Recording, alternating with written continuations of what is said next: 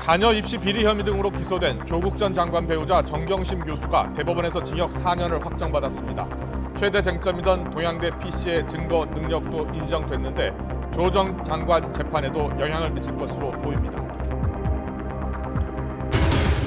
민주당 이재명 후보는 전통적 지지 기반인 광주를 찾아서 5.18 정신을 헌법에 담아 누구도 훼손할 수 없는 역사로 만들겠다고 밝혔습니다. 국민의힘 윤석열 후보는 집권하면 대통령 집무실을 광화문 청사로 옮기고 민간 인재들을 모아서 국정에 참여시키겠다고 약속했습니다. 대선 후보 양자TV 토론이 무산되자 국민의힘은 민주당에 방송 중계 없이 양자 토론을 열자고 제안했지만 민주당은 사자 토론이 먼저라며 거부했습니다. 설 전 사자 토론은 무산 가능성이 커졌습니다. 코로나19 신규 확진자는 사흘 만에 2배 늘어서 14,000명을 넘어섰지만 아직 유의미한 위중증과 사망자 증가는 보이지 않고 있습니다. 정부는 설 연휴 이후 가급적 거리 두기는 더 강화하지 않겠다고 밝혔습니다. 중대재해처벌법 시행 첫날 대형 건설사들은 잇따라 현장 작업을 일시 중단하는 등 산업계는 잔뜩 몸을 움츠렸습니다. 노동계는 현재 법 조항으론 사업주 처벌에 사각지대가 생긴다며 법 개정을 요구했습니다. 미국의 3월 금리 인상 가능성에 오늘 코스피가 3% 넘게 급락해 13개월 만에 2,700선이 무너졌습니다. 원달러 환율 1,200선을 돌파하는 등 금융시장에 불안이 이어지고 있습니다. 뉴스큐 잠시 뒤에 뵙겠습니다.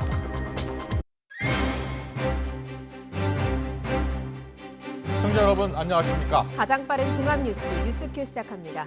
국민의힘이 법원의 결정으로 논의를 시작한 설 연휴 사자 토론 사실상 거부했습니다. 윤석열, 이재명 후보 간 양자 토론부터 하자고 제안한 건데요. 민주당, 정의당, 국민의당 모두 반발하고 있습니다. 국민의힘 입장을 들어봅니다.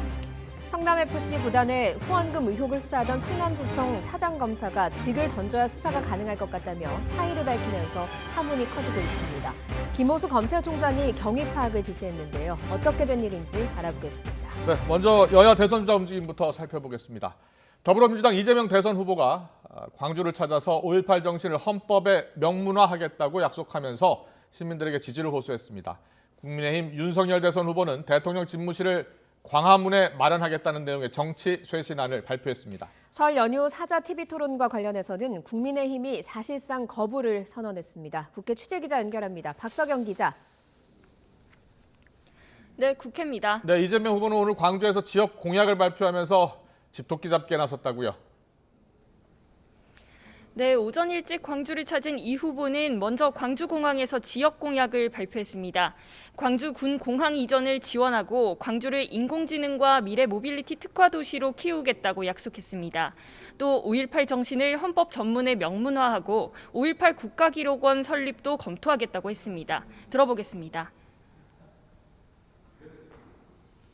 광주는 대한민국 민주주의의 심장입니다. 광주의 자부심을 대한민국의 자부심이 되도록 하겠습니다.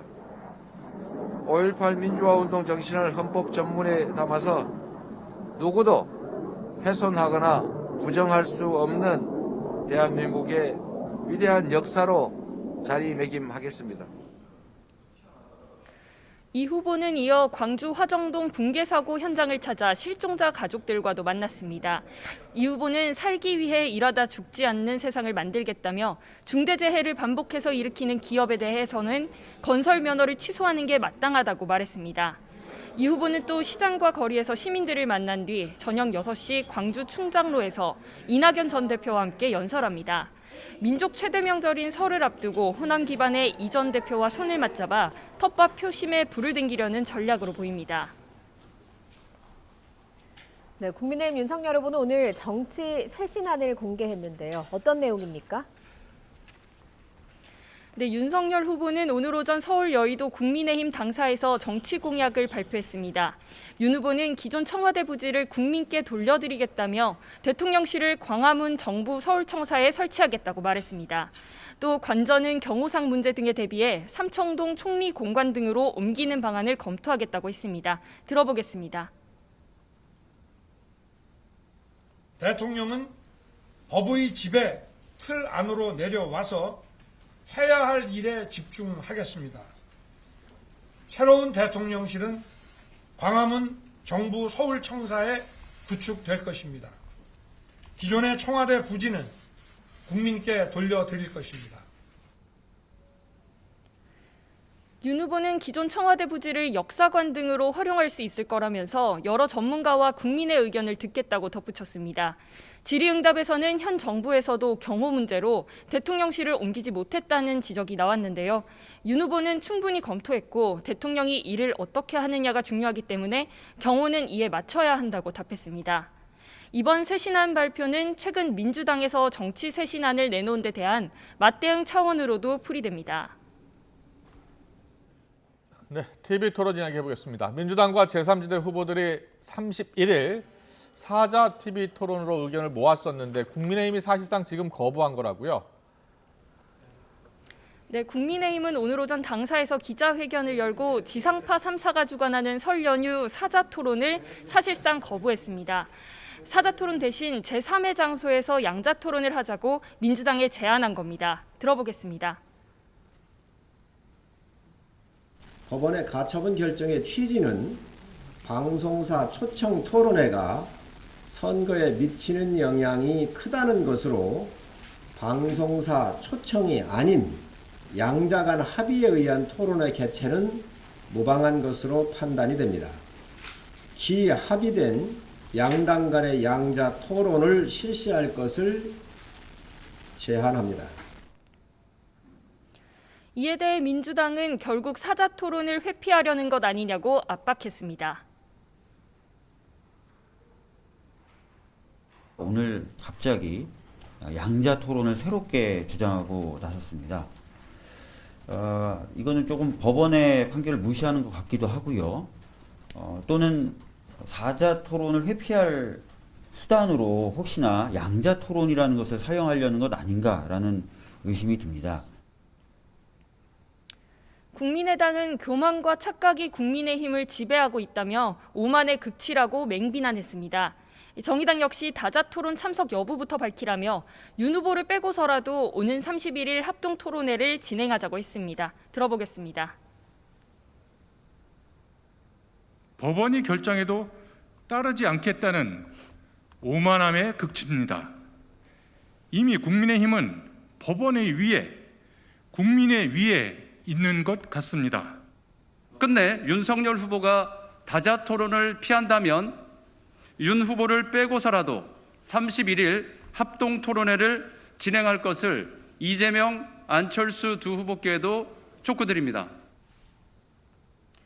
그러자 국민의힘은 오히려 민주당이야말로 사자 토론 뒤에 숨지 말고 당당하게 양자 토론에 먼저 응하라며 사자 토론 거부가 회피가 아니라고 강조했습니다.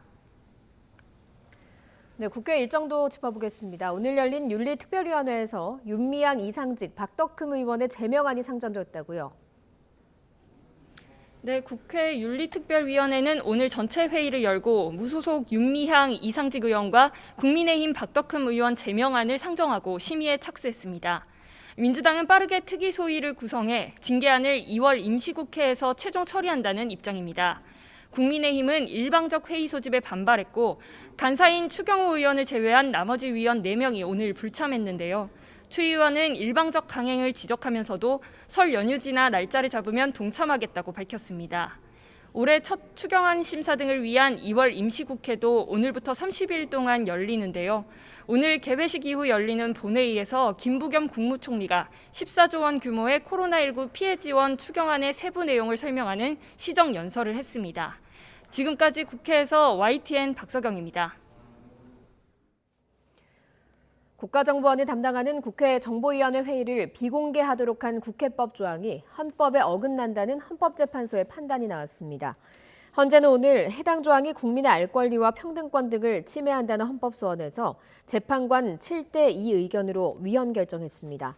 헌재는 헌법상 국회회의는 공개가 원칙이고 비공개하려면 엄격한 요건을 갖춰야 한다며 특정위원회 회의를 일률적으로 비공개하는 건 국민의 감시와 견제를 사실상 불가능하게 해서 허용될 수 없다고 판시했습니다. 더불어민주당 이재명 대선 후보는 광주를 방문해 군공항 이전 등 지역 공약을 발표하면서 호남 민심에 압도적인 지지를 호소했는데요. 광주 북구 말바오 시장도 찾아서 상인을 만난 이 후보는 취재진과 최근 현안에 대한 일문일답을 진행했습니다. 이 후보의 발언을 직접 들어보겠습니다.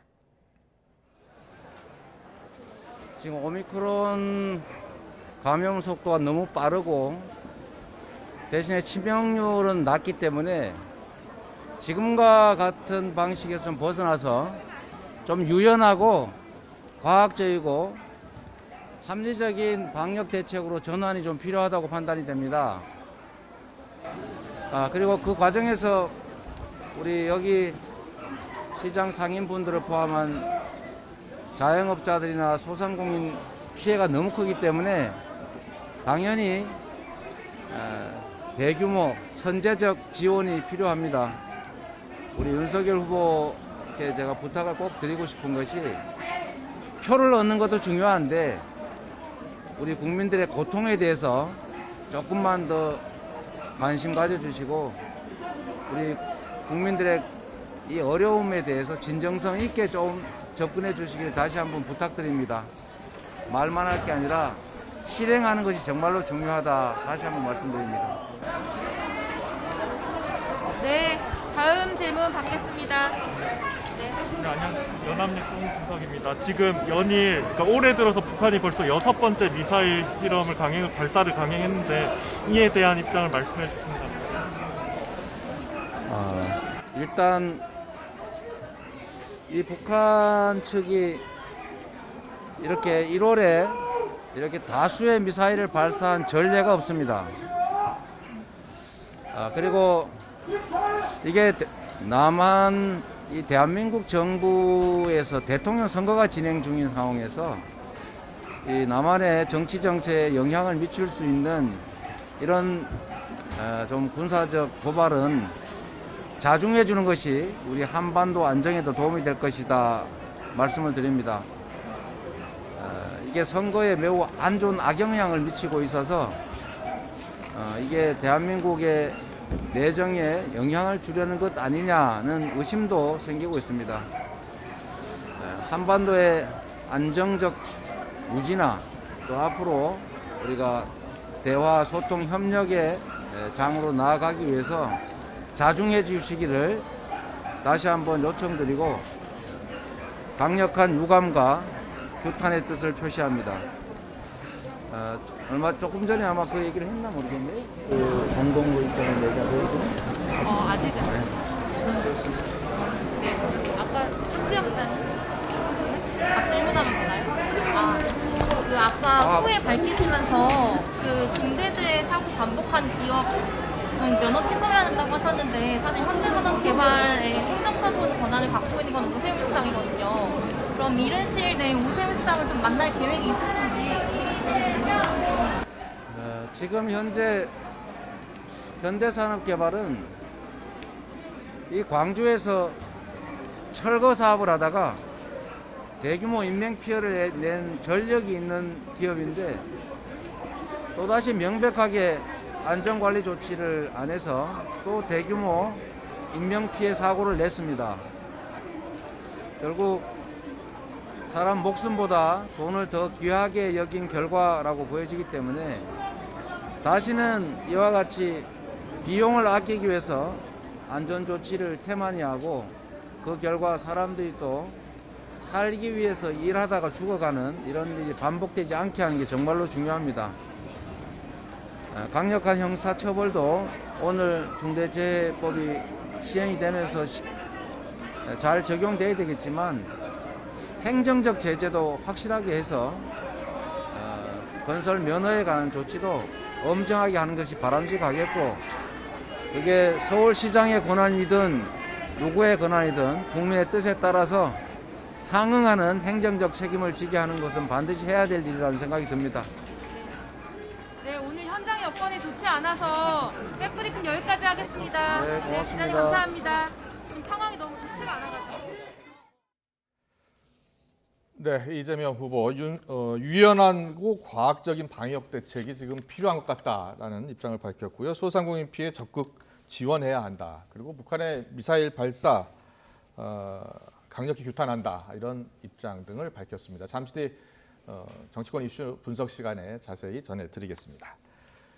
국민의힘 윤석열 후보, 오늘 민주당 이재명 후보에게 양자 토론을 제안했다가 사실상 이제 거부를 당한 상황입니다.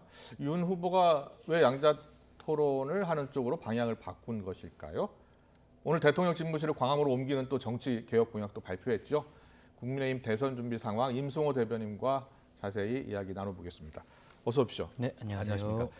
어제 법원 결정 이후 사자 토론 논의가 진행된 것으로 알고 있었는데 예. 사당이 논의를 시작한 게 아니었나요? 예, 뭐 정확히 말씀드리면 저희 같은 경우에는 양자 토론이 기존에 민주당도 강하게 주장하지 않았습니까? 예, 예. 그래서 기본적으로 있었던 판결을 보게 된다면 사자 토론은 지금 3회 정도 보장이 되어 있는 상황입니다. 네. 근데 어제 있었던 법원의 판결 같은 경우에 3회 이상의 토론을 하라라고 강제하는 것이 아니라 네. 방송사에서 양자 토론을 추진하는 것은 국민들의 알 권리를 제한한다라는 취지의 판결이었기 때문에 예. 저희는 그렇다면 방송사가 아니라 다른 형태를 이용해서 양자 토론을 추진하자. 이미 국민들 앞에 이재명 후보와 윤석열 후보 간의 양자 토론을 계속해서 얘기 드리고 있는 상황이었으니 네네. 다른 형식을 취하여서 충분히 국민들께 알 권리를 보장하자는 취지로 양자 토론을 선호하고 있는 것으로 알고 그렇군요. 있습니다. 그런데 어제 윤석열 후보가 사법부의 결정을 존중한다. 그리고 어떤 형식이든 상관이 없다는 입장이다. 이렇게 이야기를 해서 사자 토론 이제 설 연휴에 열리겠다. 많은 국민들이 그렇게 생각했을 것 같거든요. 근데 저녁에 회의를 통해서 바뀐 겁니까? 어떻게 된 겁니까? 그러니까 기본적으로 저희는 지금 사자 토론을 하지 않겠다라는 것이 아니고 예. 토론의 순서가 있다라는 말씀을 드리는 겁니다. 이미 2주간 이재명 후보와 윤석열 후보 간의 어떤 토론과 관련한 공방이 지나치게 과열되면서 양자 토론을 국민들이 기다리고 있는 상황이었는데 네. 이러한 상황에서 다시 사자 토론을 추진한다면 국민들과 약속을 어기는 것이라고 생각을 하고 또 예. 실제로 국민들의 알 권리 차원으로 봤을 때도 양자 토론이 더욱더 국민들의 알 권리를 보장해주는 측면이 있습니다. 사자 토론을 진행하게 되면 방송 토론회가 약 1시간 30분에서 2시간 정도 진행되는데 네네. 각 후보에게 할당된 시간은 굉장히 제한적일 수밖에 없고 원론적인 얘기밖에 들을 수 없습니다. 그래서 저희는 지금 사자 토론을 회피하겠다, 사자 토론을 하지 않겠다라는 것이 아니라 네. 이제 법적으로 보장되어 있는 사자 토론은 충분히 임할 것이고 다만 국민들과의 약속들이 양자 토론을 민주당도 계속해서 강하게 주장해왔으니 그것부터 먼저 시행하자라는 말씀을 드리고 있는 겁니다. 네, 민주당은 일단 법원의 결정을 존중한다는 차원에서 사자 간 토론을 갖자, 사자 토론을 하자라는 입장이고 안철수 후보가 오만함의 극치 아니냐 이렇게 또 이야기했고 정의당에서는 그럼 윤석열 후보 빼고 뭐 3자 토론 해야 되는 것 아니냐 이런 얘기까지 계속 나오고 있는데 예. 윤 후보는 개인적으로 사자 토론에 대해서 거부하는 그런 생각을 계속 갖고 있는 겁니까?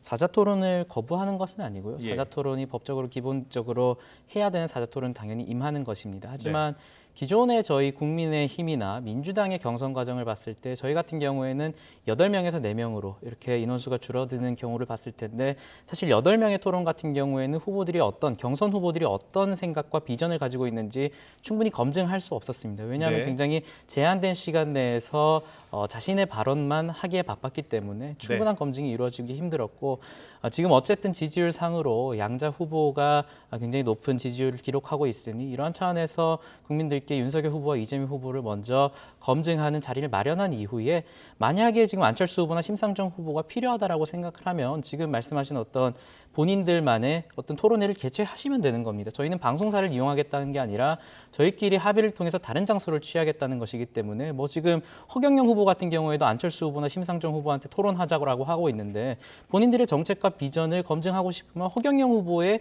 토론의 제안에 대해서도 충분히 응할 수 있는 상황입니다. 그러한 상황에서 윤석열 후보와 이재명 후보와 반드시 같이 해야겠다라고 하는 것은 두 후보의 지지율에 기대는 것이라고 저희는 해석할 수밖에 없습니다. 토론의 효율성 측면에서는 사자 토론보다 양자 토론이 낫다라는 입장인데 그렇다면 뭐 안철수 후보와의 양자 토론이라든지 심상정 후보와의 양자 토론이라든지 이런 양자 토론은 가능하다는 입장입니까? 뭐 어떤 형식의 양자 토론이든 저희는 뭐 열려 있는 상황이고 최근에 또 제가 알기로는 김동연 후보 같은 경우에도 다양한 후보들에게 메시지를 보내서 토론회를 하자라고 했을 때 저희도 지금 뭐 확정적인 오케이 사인을 보내진 않았지만 저희도 충분히 검토를 하고 있는 상황이고요. 다만 기존의 어떤 토론회의 관습이나 지지율 측면에서 이재명 후보와 윤석열 후보의 양자 토론이 우선되어야 되는 것은 분명히 사실이라고 생각합니다. 알겠습니다.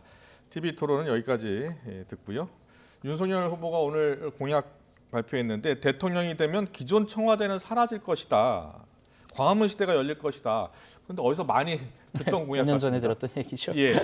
그러니까 문재인 대통령이 5년 전에 이제 광화문 대통령을 선언하시고 사실상 파기가 된 상황이죠. 뭐 당시에 경호 문제를 들어서 어렵다라고 그랬었죠. 얘기를 예. 하다가 이후에 세종시로 수도 이전을 청와대 이전을 하게 된다면 사실상 필요 없다 뭐 이런 취지의 발언도 했던 것으로 기억을 하는데 결국에는 의지의 문제였다라고 생각을 합니다. 뭐 경호 문제 같은 경우에도 대통령 인수위부터 저희 후보 같은 경우에는 부지를 선정해서 그것을 이전할 작업을 하겠다고 공표한 상황이고 네. 또 지금 핵심은 뭐 청와대의 어떤 물리적 공간을 옮기는 것에 있는 것이 아니라 오늘 발표된 공약 중에 핵심은 민관합동위원회를 구성해서 다소 네. 경직되어 있고 국민들의 의견을 충분히 반영하지 못하는 느린 청와대 조직을 해체하고 민관합동위원회를 구성해서 민간합동위원회를 구성해서 민간이신 분을 그대로 유지하면서 대통령 그리고 정부의 정책에 재현할 수 있는 조금 유연한 조직을 만드는 것이 이번 공약 발표의 핵심이라고 보시면 될 것 같습니다. 예.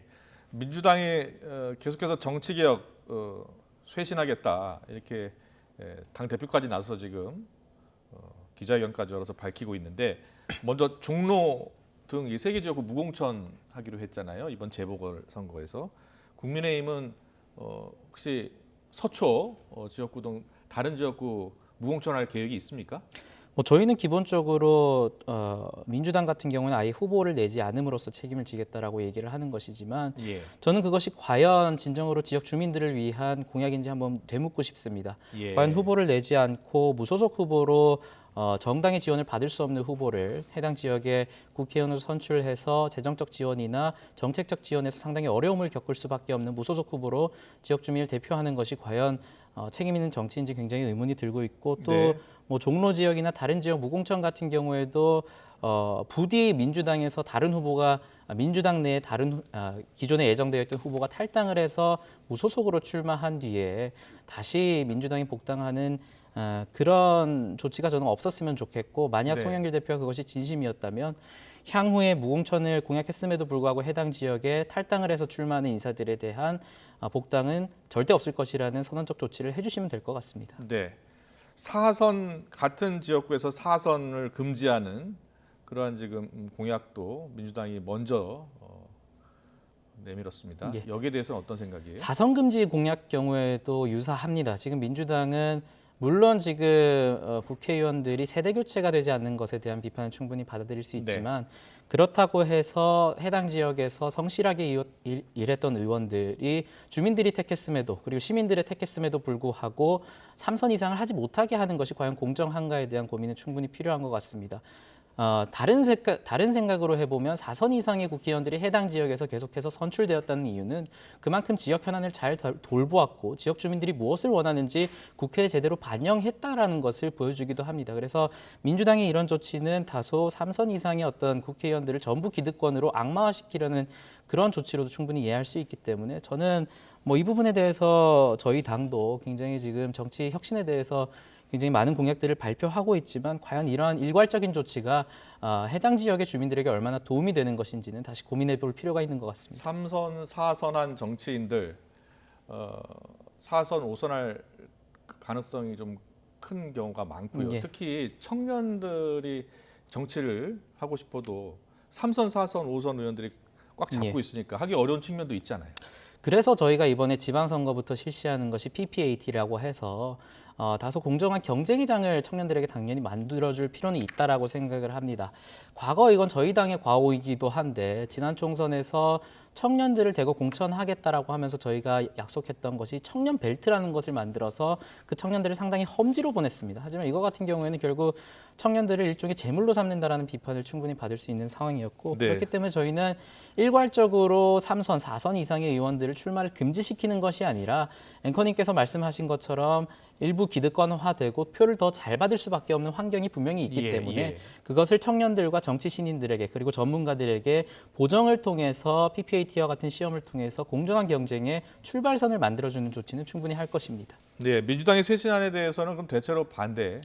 뭐 취지 자체는 이해하나 저는 예. 진정성도 의심을 할 수밖에 없는 게 안성 지역 같은 경우에 이규민 전 의원이 허위 사실 공표죄로 지금 의원직이 박탈됐는데 이재명 후보 같은 경우에는 그 판결이 나자마자 안성에 가가지고 말 같지도 않은 이유로 해당직을 박탈당했다고 생각한다라는 취지의 발언을 했습니다. 이재명 후보와 송영길 대표의 그런 발언이 너무 다른 것이고 또 지금 2030 공천을 뭐 30% 이상 지방선거에서 하겠다라고 하는데 대표적으로 2030을 정치권의 단번에 등장시킨 사례가 지금 청와대 박성민 비서관이었습니다. 그렇다면 과연 지방선거에서 박성민 비서관 내지는 김남국 의원 같은 분들이 대거 공천되는 상황에 대해서 우리 청년들이 과연 감동을 받을 수 있을지에 대해서는 고민이 필요합니다. 짧게 물어볼게요. 김건희 씨 등판론 이야기 계속 나오는데 좀 들으신 얘기 있습니까? 후보 본인도 지금 잘 모르는 상황이기 때문에 예. 김건희 씨 등판론에 대해서 계속 얘기가 나오는데 사실 지난 대선 그리고 지지난 대선 같은 경우에 후보자의 배우자의 등판에 대해서 이렇게 많은 관심은 없었던 것 같습니다. 다만 지금 민주당에서 계속 윤석열 후보를 검증하는 것이 아니라 김건희 씨를 검증하고 있기 때문에 이런 문제가 불거지는 것이라고 생각합니다. 네, 알겠습니다. 네, 오늘 국민의힘 입장 임승호 대변인과 함께했습니다. 잘 들었습니다. 감사합니다.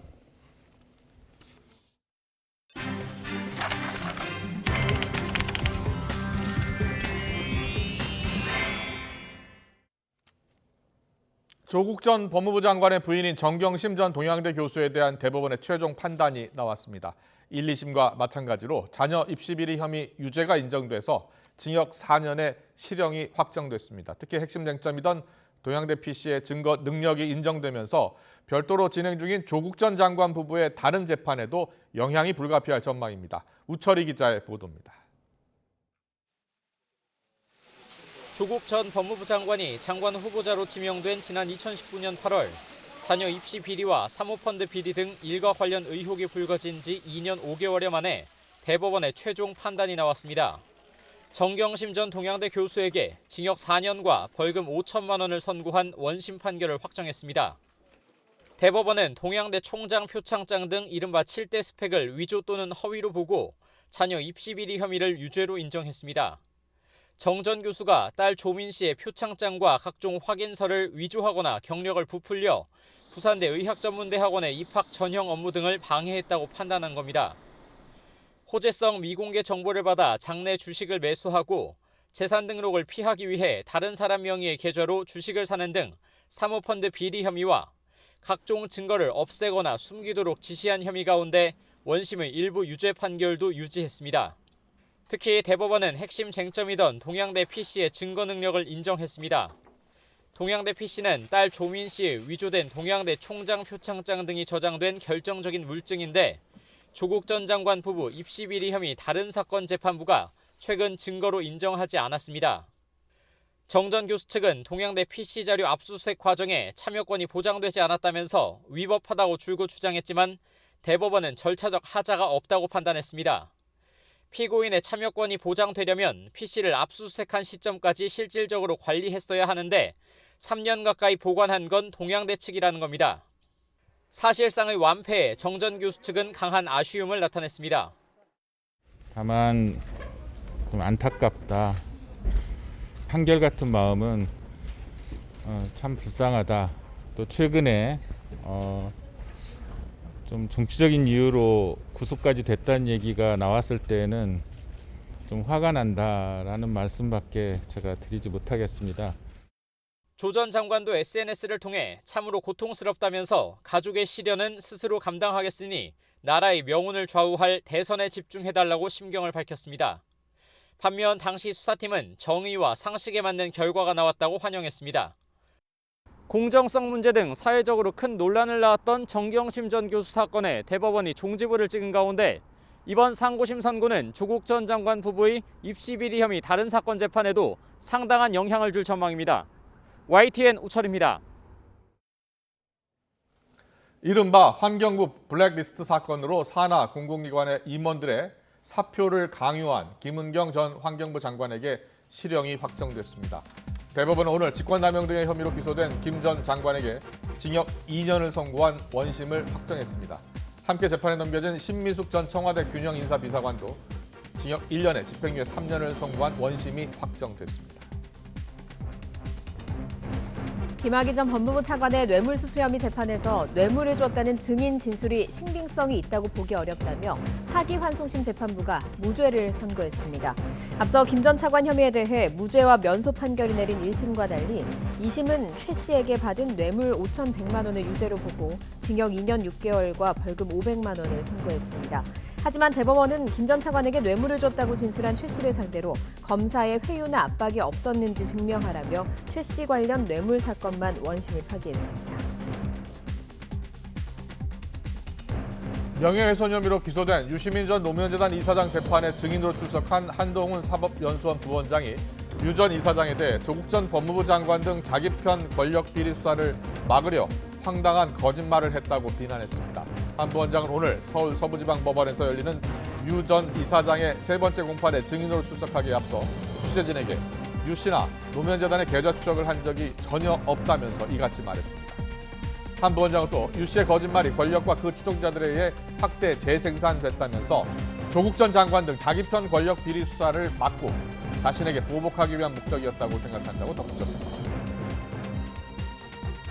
경찰이 자택 인근 아파트 단지에서 숨진 채 발견된 유한기 전 성남도시개발공사 개발사업본부장이 극단적인 선택으로 숨졌다고 결론 내렸습니다.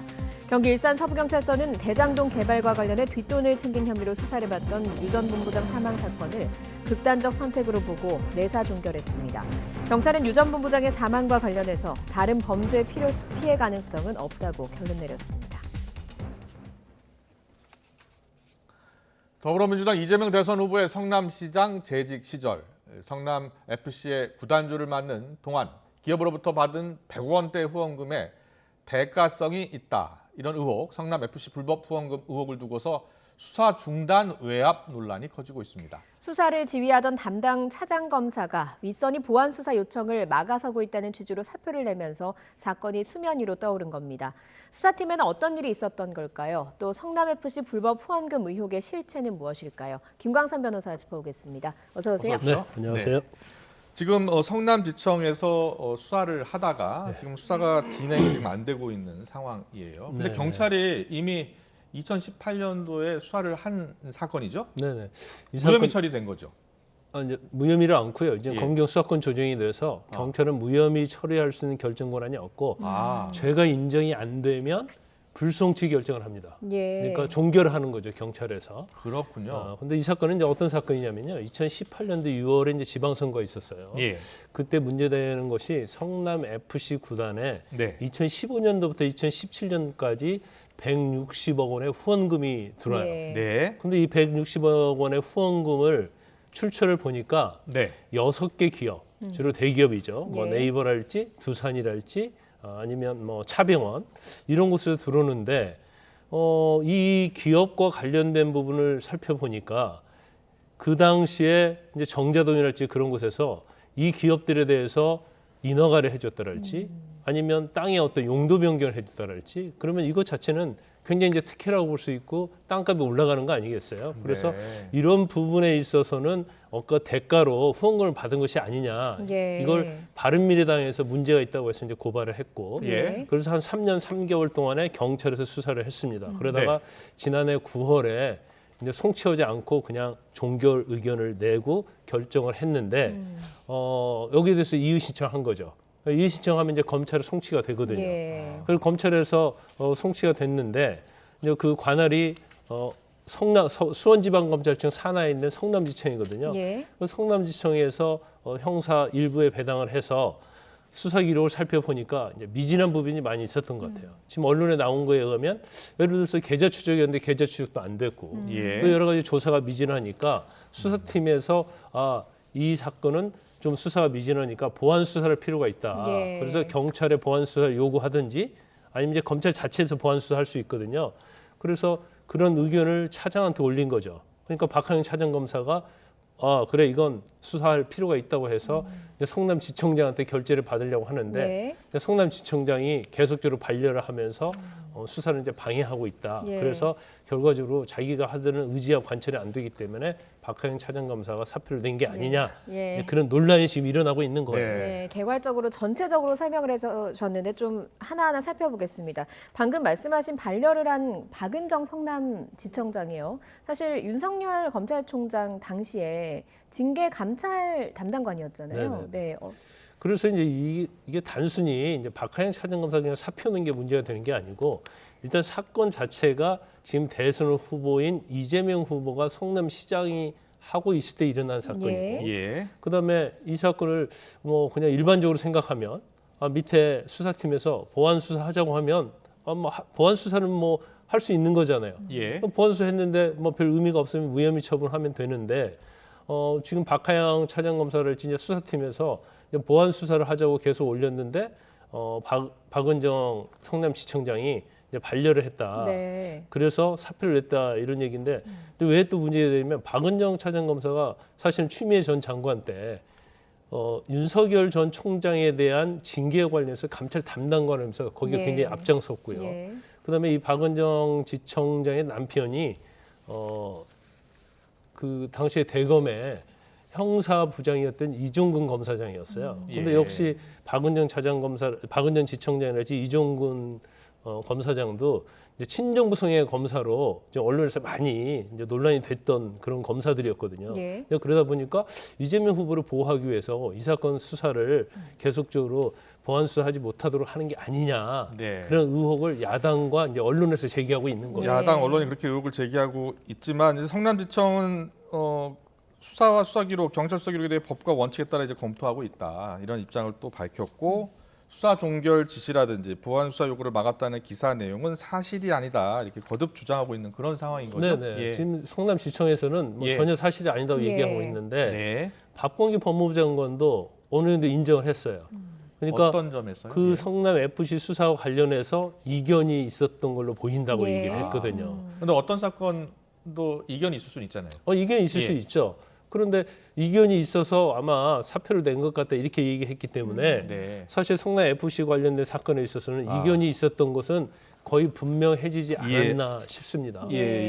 뭐 그런 이견들이 있었던 것 중에 안에서 나오는 이야기 그리고 언론에서 제기하는 뭐 국민의힘이 제기하는 그런 의혹 중에 하나가 160억 원 돈 가운데 상당한 액수가 성남시 산하 체육단체로 갔다가 현금으로 인출된 정황이 확인이 됐는데 수사팀에서 그런데 이 계좌 추적을 막았다라고 하는 부분인 거거든요. 이런 이야기들이 나오고 있는 거죠. 그렇죠. 그러니까 만약에 현금 인출됐다면 이제 계좌 추적이 필수거든요. 그리고 성남 FC에 어떻게 돈이 들어가게 됐는지 160억이라는 돈이 어디서 썼는지 내역을 공개하면 되지 않을까요? 그렇죠. 그런데 내역 공개하고 이제 그런 걸 이제 국민의힘 입장에서는 이게 뭐 대선 기간이잖아요. 그래서 이런 자료를 입수해서 뭔가 사실을 밝히고 이재명 후보에게 문제가 있다면 이제 이 부분을 공격의 어떤 빌미를 삼으려고 하고 있는 거죠. 그런데 지금 성남시장이 은수미 시장이거든요. 그래서 이제 민주당 출신이고요. 근데 이제 국민의힘의 주장에 의하면 전혀 그와 관련된 자료를 하나도 내주고 있지 않다. 이것은 기업의 비밀과 관련된 것이다 하면서 이제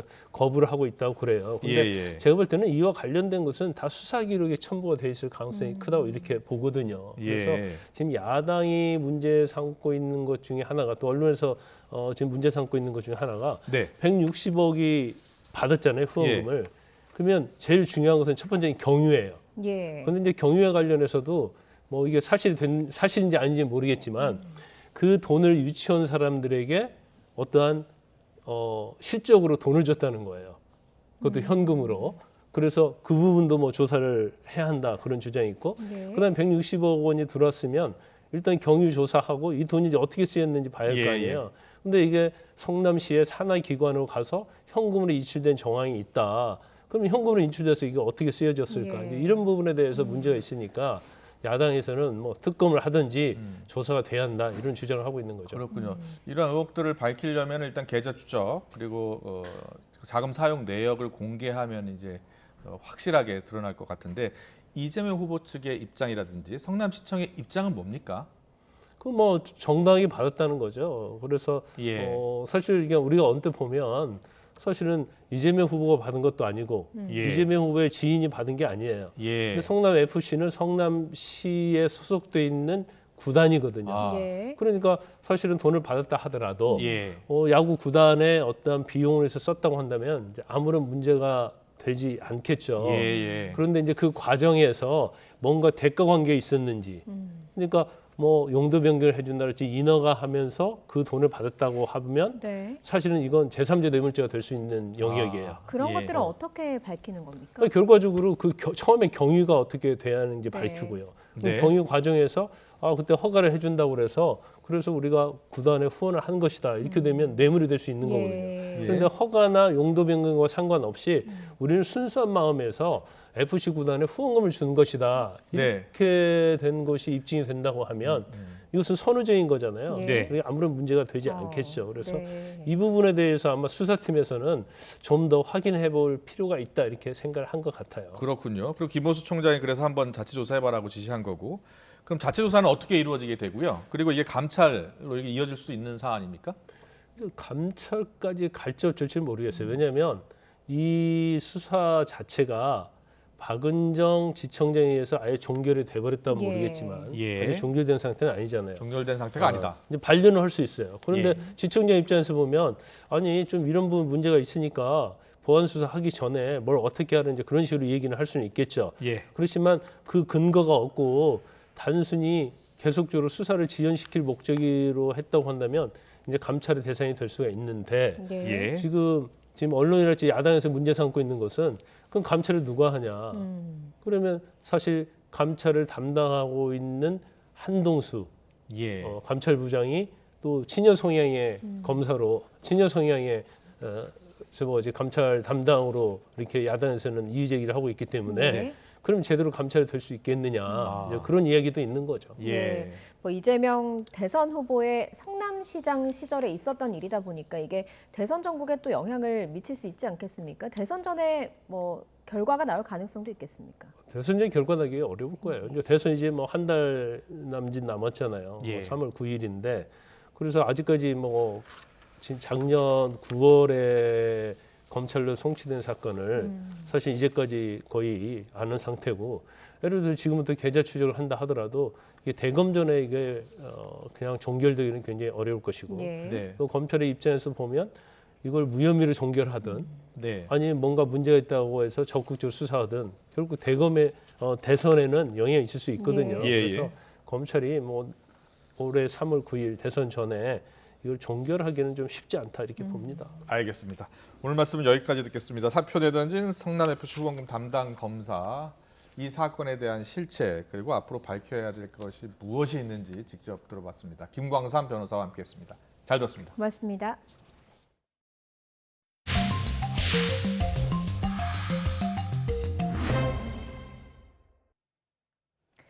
오미크론 변이 대유행이 본격화하면서 코로나19 신규 환자가 14,000명을 넘으며 사흘째 역대 최다 기록을 이어갔습니다. 확진자 수가 폭증하고 있지만 정부는 설 연휴 이후 가급적 거리 두기를 현행보다 더 강화하지 않겠다는 입장을 밝혔습니다. 취재기자 연결합니다. 개훈이 기자. 네, 개훈입니다. 네, 확진자 수가 불과 사흘 만에 2배 가까이 급증했군요. 네, 오늘 0시 기준 신규 환자는 모두 14,518명입니다. 종전 최다 기록이 바로 어제 13,012명이었는데 하루 만에 1,500명 넘게 급증했습니다. 기존 델타 변이보다 전파력이 2배 이상 강한 오미크론 변이가 국내 우세종이 된 이후 신규 환자는 사흘 연속 최다 기록을 새로 쓰고 있습니다. 신규 확진자 수는 지난 25일 처음 8,000명을 넘은 이후 어제는 13,000여 명이 나왔고 오늘은 14,000명을 넘어 불과 사흘 만에 2배 가까이 급증했습니다. 일주일 전보다도 7,900여 명 늘었고 2주일 전과 비교해도 10,000명 넘게 증가했습니다.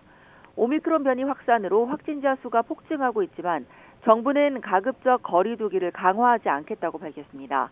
방역당국은 거리 두기 조치로 상당한 사회 경제적 비용이 발생하는 만큼 확진자가 늘었다는 것만으로 강화하지는 않는다고 강조했습니다. 환자 증가로 중증 사망 피해가 커지고 의료체계 여력이 부족해져 감당 못할 정도가 되면 여러 비용을 감수하고서라도 거리 두기를 강화하는 것이 바람직하다는 겁니다. 사적 모임 인원을 최대 6명으로 식당, 카페 등 영업시간을 오후 9시까지로 제한하는 현행 사회적 거리 두기는 다음 달 6일 끝납니다.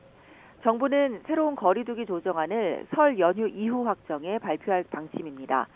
지금까지 사회 2부에서 YTN 개훈입니다. 문재인 대통령은 이번 설 연휴에 사저가 있는 양산에 방문하려던 계획을 취소하고 청와대에 머물면서 오미크론 대응에 집중하기로 했습니다. 또 연휴 기간 동안 청와대 관저에 머물면서 오미크론 상황 대응에 집중할 것이라며 방역 관계자들과 전화 통화를 하면서 상황을 점검하고 격려할 것이라고 덧붙였습니다. 앞서 전해드린 것처럼 확진자가 10,000명대를 넘어서면서 올해 설 연휴에도 온 가족이 모이기는 어려워졌습니다. 추모시설도 사람들이 몰려 감염이 확산하는 걸 막기 위해서 설 연휴에는 대부분 폐쇄됩니다. 연휴를 피해 미리 고인을 추모하기 위한 성묘객들의 발길이 벌써부터 이어지고 있는데요. 현장에 나가 있는 취재기자 연결합니다. 윤혜리 기자. 네, 인천 가족공원 봉안당에 나와 있습니다. 네, 그곳 분위기 어떻습니까? 네, 점심시간이 지나서 부쩍 늘어난 성묘객들의 발걸음이 지금도 계속 이어지고 있습니다. 설 연휴를 이틀 앞두고 그리운 고인을 추모하기 위해 이른 성묘길에 나선 겁니다. 특히 아이를 데리고 온 가족 단위의 성묘객들이 눈에 띄는데요. 정부 방역 지침에 따라 최대 6인까지 함께 입장이 가능합니다. 원래 이곳엔 하루 평균 3,000여 명이 다녀갔지만 설 연휴를 앞두고는 10,000명까지 성묘객들이 부쩍 늘었습니다. 이곳 봉안당이 설 연휴 동안 임시 폐쇄되기 때문인데요. 설 연휴가 시작되는 이번 주 토요일, 오는 29일부터 다음 달 2일까지 대부분 지자체 추모시설이 문을 닫을 예정입니다. 설 연휴에 많은 성묘객들이 몰릴 경우 추모시설에서 코로나19 감염이 확산할 수 있다는 우려 때문입니다. 고인 15만 명이 안치된 이곳 인천 가족공원에는 명절 때마다 35만 명에 달하는 성묘객들이 다녀갔는데요. 코로나19 확진자가 10,000명대를 넘어서고 정부의 강화된 사회적 거리두기가 이어지면서 올해는 예년의 60% 정도인 22만 명 수준으로 성묘객들이 줄어들 것으로 보입니다. 대신 추모시설들은 각 시설 홈페이지를 통해 온라인 성묘 시스템을 운영하고 있습니다. 코로나19 발생 이후 두 번째 맞는 설날, 온 가족이 둘러앉아 도란도란 안부를 물을 수 있는 풍경은 사라져 아쉽지만 적은 인원이라도 모두 마음 많은 풍성하고 안전한 설 연휴 보내시기 바랍니다. 지금까지 인천 가족공원에서 YTN 윤혜리입니다. 오늘부터 코로나19로 인한 사망자도 다른 사망자와 마찬가지로 먼저 장례를 치른 뒤 화장을 할 수 있게 됩니다. 중앙방역대책본부는 관련 고시 개정에 따라서 기존 선화장 후 장례 방식에서 오늘부터 방역수칙 엄수하에 장례 후 화장도 가능해진다고 밝혔습니다. 이에 따라 유가족은 고인의 임종 직후 마지막 모습을 보면서 애도할 수 있게 됐습니다. 합동참모본부는 오늘 우리 시간으로 어제 오후 청해부대에서 병사 1명이 코로나19 증상을 보여서 신속 유전자 증폭 검사 장비인 엑스퍼드로 검사한 결과 양성으로 확인됐다고 밝혔습니다. 이후 승조원 304명 전원에 대한 추가 검사에서 최소 17명 이상이 양성 반응을 보여 군은 정식 PCR 검사를 위해 승조원 전원의 검체를 채취해서 현지 병원에 의뢰했습니다. 광주 아파트 붕괴 사고 현장에서 실종된 작업자 1명이 추가로 발견됐습니다. 붕괴 사고 이후 세 번째 실종자 발견입니다. 하지만 작업자가 잔해물에 매몰돼 있어서 구조 작업은 시간이 다소 걸릴 것으로 보입니다. 취재기자 연결합니다. 나연우 기자. 네, 광주 신축 아파트 붕괴 사고 현장에 나와 있습니다. 네, 사고 16일 만입니다. 세 번째 실종자를 찾았습니다. 어디서 어떻게 찾았습니까? 네, 소방당국이 긴급 브리핑을 통해 밝힌 내용입니다. 발견된 시각은 오전 11시 50분쯤입니다. 구조대원이 붕괴된 건물 28층을 수색하던 도중에 실종된 작업자 1명을 추가로 발견했습니다. 해당 건물에서는 오늘 아침 7시 반부터 수색과 탐색 작업이 이루어지고 있었는데요. 구조대원이 잔해물을 제거하면서 사람이 있는지 확인하는 과정에 실종자가 발견됐습니다. 소방당국은 내시경 카메라로도 확인했다고 설명했습니다. 그런데 이번에도 잔해물이 문제입니다. 오늘 실종자가 발견된 28층은 그제 발견된 작업자가 있는 곳과 마찬가지로 잔해물이 겹겹이 쌓여 있습니다. 이 잔해물 때문에 붕괴 우려마저 있는데요. 소방당국은 구조대원의 안전에 유의하면서 구조 작업을 벌이겠다고 밝혔습니다. 이번 광주 신축 아파트 붕괴 사고 직후에 실종됐던 작업자는 모두 6명입니다. 이 가운데 한 명은 수습돼서 장례가 이루어졌고요. 그제와 오늘 이렇게 두 사람이 발견돼서 구조 작업이 진행되고 있습니다. 특히 그제 확인된 실종자에 대한 신원 확인도 이루어지고 있는데요. 소방당국은 오늘 새벽 1시 반쯤 콘크리트에 묻어있는 혈흔을 채취해 경찰에 신원 확인을 요청해 놓은 상태입니다. 하지만 안타깝게도 현재까지 나머지 실종자 3명의 위치는 확인되지 않고 있습니다. 오늘로 사고가 난 지 17일째 현장 수색이 진행되고 있는데요. 중앙사고수습본부는 건물 고층부를 중심으로 잔해물 제거와 병행한 이 집중 탐색 그리고 구조 작업을 이어가고 있습니다. 지금까지 광주 신축 아파트 붕괴 사고 현장에서 YTN 나연호입니다. 네, 오늘은 중대재해처벌법 시행 첫날입니다. 특히 산업재해가 잦은 건설업계는 이로 처벌에 대한 우려를 감추지 못하고 있는데요. 설 연휴를 앞두고 작업을 일시적으로 중단하기도 했습니다. 현장 상황 취재기자 연결해서 알아봅니다. 김우준 기자. 네, 서울 둔촌동의 재건축 공사 현장 앞입니다. 네, 건설업계 더욱더 긴장할 수밖에 없는 상황입니다. 자, 시행 첫날 현장 분위기 어떻습니까? 네, 제가 나와 있는 이곳은 서울 시내에서도 재건축 공사 현장 가운데서 가장 큰 규모를 자랑을 합니다. 이 분양되는 아파트 물량만 12,000세대가 넘습니다. 그야말로 메가톤급 규모다 보니 현장에서도 돌발 변수가 다양할 수밖에 없는데요. 이 상황이 이렇다 보니 시공사인 건설사들도 오늘부터 바짝 긴장하고 있습니다. 중대재해처벌법 시행인 첫날인 오늘 이들의 대응을 한마디로 이야기하면 일단 멈춘다라는 겁니다. 뒤로 보시는 것처럼 대형 크레인들도 우두커니 서 있고 공정을 지금 멈춘 상황입니다. 출근한 근로자들도 대부분 찾아볼 수 없는데요. 확인 결과 대부분 휴무에 들어간 겁니다. 이 공사장 외부에서도 이 썰렁한 기운이 느껴질 정도입니다. 이 숨죽인 곳은 이곳뿐만이 아닙니다. 서울 시내 건설 현장은 물론 전국 주요 아파트 현장 대부분 중대재해처벌법 시행 첫날인 오늘부터 공교롭게도 대부분 휴무에 들어갔습니다. 이유는 다양합니다. 현대건설은 오늘을 현장 환경의 날로 정해서 전국 현장의 공정을 모두 중단했고, 대우건설과 DL 측도 오늘과 내일 리프레시데이 등으로 정하고 설 연휴를 앞당겨 시행했습니다. 이를 두고 노동계를 중심으로 산재가 잦은 건설사들이 처벌 1호를 피하기 위해 꼼수를 부리는 건 아니냐는 비판도 제기됐는데요. 노동계 측은 산재 사고가 시설이 열악한 소규모 작업장에서 집중되는 만큼 이번 법 적용에서 제외된 5인 미만 사업장, 오는 2024년까지 시행이 유예된 50인 미만 사업장에 대한 보완이 필요하다고도 지적했습니다. 이에 대해 중소기업들은 현실적으로 지킬 수 없는 법이라고 맞서고 있는 상황입니다. 고용노동부와 국토부 등 각 부처는 법 시행을 앞두고 각종 해설서 등을 배포했지만 범위가 너무 포괄적이고 모호한 규정이 많은 만큼 시행 초기 현장에서의 각종 혼란은 한동안 이어질 것으로 보입니다. 지금까지 서울 둔촌동 재건축 공사 현장 앞에서 YTN 김우준입니다. 미국의 3월 금리 인상 가능성에 우리 금융시장은 미국보다도 더 큰 충격을 받았습니다. 코스피는 3% 넘게 급락하면서 14개월 만에 최저치로 장을 마쳤고 원달러 환율은 1,200원을 돌파했습니다. 취재기자 연결합니다. 권남기 기자. 네, 한국거래소에 나와 있습니다. 네, 오늘 코스피 지수 3% 넘게 급락했다고요? 네, 그렇습니다. 코스피는 장 초반부터 하락세를 보였습니다. 전날보다 3.5%나 빠지며 2,610선까지 밀렸습니다. 14개월 만에 최저치입니다. 외국인이 1조 6천억 원 넘치 팔아치우며 지수 하락을 이끌었습니다. 개인도 1,700억 원 넘게 팔았는데요. 기관이 1조 8천억 원어치를 순매수하면서 물량을 받아냈지만 하락을 막기엔 역부족이었습니다.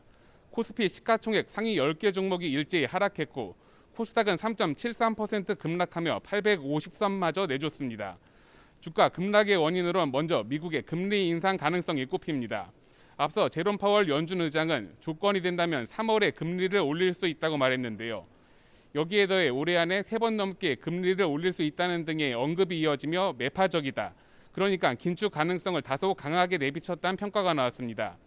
긴축 우려에 더해 LG 에너지 솔루션 상장에 따라 다른 대형주에 대한 비중을 축소하는 등의 수급 왜곡도 변동성을 키웠습니다. 미국의 금리 인상 예고 속에 원달러 환율은 1,200원을 돌파했습니다. 전날 종가보다 5.1원 오른 달러당 1202.8원의 거래를 마쳤습니다. 정부는 연준의 이번 회의 결과가 다소 매파적이었다고 진단하면서도 국내 금융시장에 미치는 영향은 크지 않을 것으로 전망했습니다. 다만 불확실성은 여전하다며 필요할 경우 시장 안정 조치를 시행하겠다고 밝혔습니다. 지금까지 한국거래소에서 YTN 권남기입니다. 가장 빠른 정치 뉴스 뉴스큐, 오늘의 정치권 소식들 전해드리겠습니다. 오늘 오전 국민의힘이 더불어민주당에 31일에 국회나 다른 제3의 장소를 잡아서 1대1 양자 토론을 개최하자고 공식 제안했습니다. 민주당은 이 제안을 단박에 거절했습니다. 법원의 가처분 결정의 취지는 방송사 초청 토론회가 선거에 미치는 영향이 크다는 것으로 방송사 초청이 아닌 양자 간 합의에 의한 토론회 개최는 무방한 것으로 판단이 됩니다. 오늘 갑자기 양자 토론을 새롭게 주장하고 나섰습니다. 이거는 조금 법원의 판결을 무시하는 것 같기도 하고요. 또는 사자 토론을 회피할 수단으로 혹시나 양자 토론이라는 것을 사용하려는 것 아닌가라는 의심이 듭니다. 민주당은 그러면서 가장 빠른 날짜인 오는 31일에 사자 토론이 이루어지길 바란다고 강조했습니다.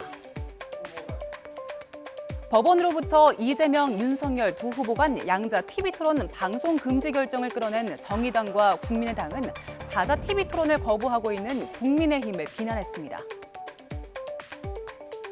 법원이 결정해도 따르지 않겠다는 오만함의 극치입니다.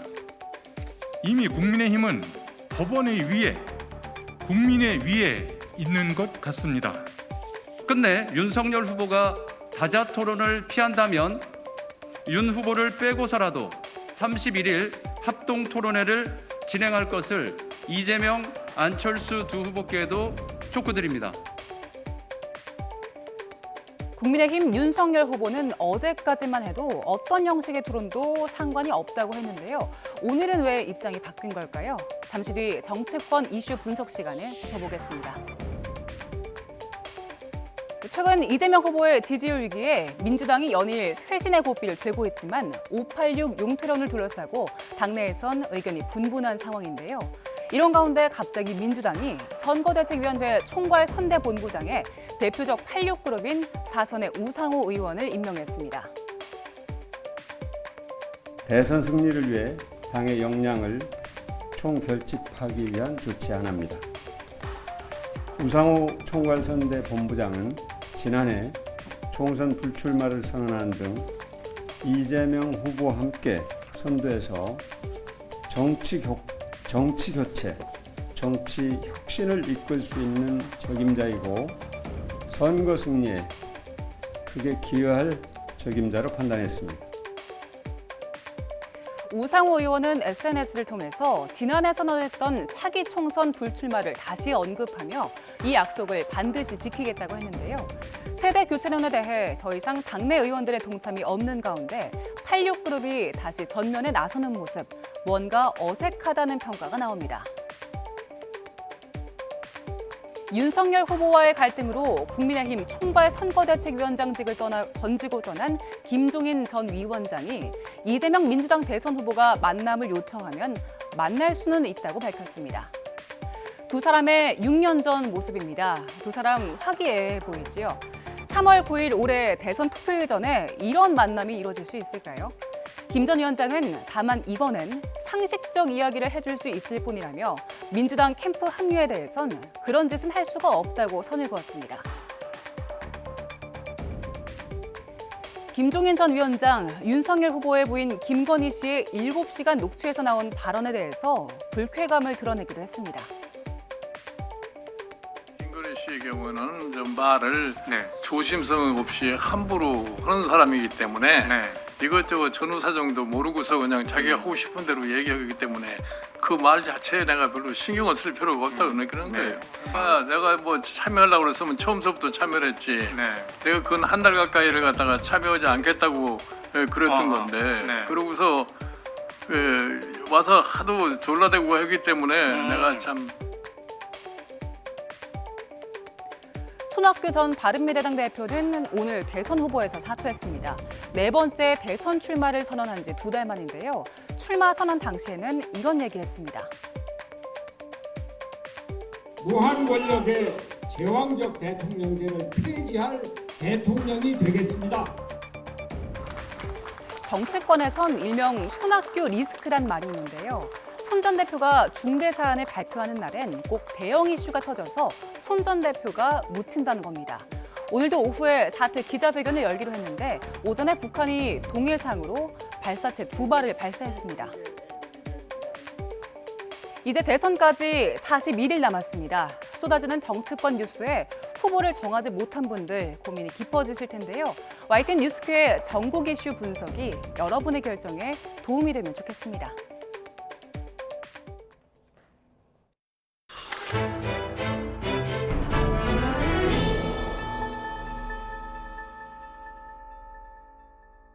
설 연휴를 얼마 남기지 않고 여야 후보들 움직임 더 빨라지고 있죠. TV 토론은 다시 지금 신경전이 이어지고 있는 모습입니다. 네, 추은호 해설위원과 함께 짚어보겠습니다. 어서 오세요. 어서 오십시오. 안녕하세요. 예, 안녕하세요. 이재명 후보가 오늘 광주를 찾았습니다. 그런데 원래 예정됐던 경기 순회 일정을 취소하고 간 거라고 하더라고요. 그렇습니다. 그만큼 그 호남 민심이 심상치 않다. 그렇군요. 이렇게 느낀 것 같습니다. 예. 그래서 민주당으로서는 어떻게 보면은 그 호남이라는 지역이 전통적인 네. 텃밭 아닙니까? 예. 호남이 흔들리면은 그것은 수도권도 흔들린다. 예. 수도권 내 호남 민심이 흔들린다라고 하기 때문에 수도권 민심을 잡기 위해서는 결국 그 뿌리인 호남을 잡아야 된다라고 판단을 한 것 같아요. 네. 그래서 이재명 후보가 경기도 돌다가 갑자기 오늘 광주를 방문한 것도 네. 결국 호남 공략이 수도권 공략이다. 수도권 중도층 공략이다. 이런 판단을 내린 것 같습니다. 그렇군요. 예. 그러면서 오늘 광주 지역 공약 발표와 함께 광주 아파트 공사 붕괴 현장을 찾기도 했습니다. 어떤 이야기들을 했는지 들어보고 오겠습니다.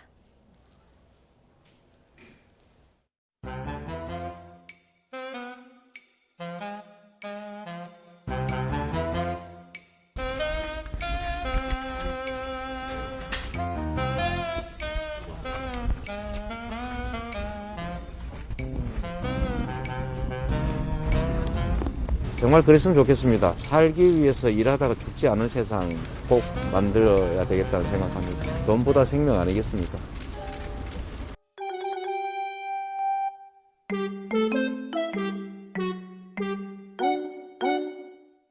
셀 수 없이 고백했던 것처럼 민주화의 성지 광주는 저의 정신적 스승이자 사회적 어머니입니다. 세게 불다가 갑자기 잠잠해졌다가 이쪽에서 불다가 저쪽에서 불다 하는 게 그 여론조사 지지율이 아닌가 싶어서 그런데 평소에 여론조사 지지율하고 득표율은 전혀 다른 겁니다. 그러니까 뭐 광주, 전남, 호남이 60%대인데 다른 후보들의 경우는 90%대 또는 80% 아니었냐. 그 차이라고 하는 것은 비교 대상이 다르다. 거긴 득표율이고 여기는 여론조사 지지율이다. 다른 전 민주당 후보들의 경우도 훨씬 60%대였다가 득표율은 8, 90%대였던 겁니다. 그래서 네, 일각에서 호남 지지율 이재명 후보 과거 민주당 후보 지지율보다 낮다 이런 이야기들이 나오니까 바로 해명을 했습니다. 이 사실상 득표율과 그리고 대선 전의 지지율은 다르다 이런 입장이죠? 그렇습니다. 원래 여론조사 지지율이라는 것은 어떻게 보면 이제 또 그리고 그 실제 선거의 득표율은 모수가 다릅니다. 무슨 말이냐면은 1000명 단위로 하는 여론조사를 계산을 했을 때 어느 A 후보가 30%를 받았고 그리고 뭐 태도 유보, 모름 응답이 한 10% 됐다라고 하면은 이제 300명이 지지를 해서 30%가 된 겁니다. 하지만은 실제 투표에서는 그 태도 유보증 10%가 투표를 안 할 가능성이 높은 거죠.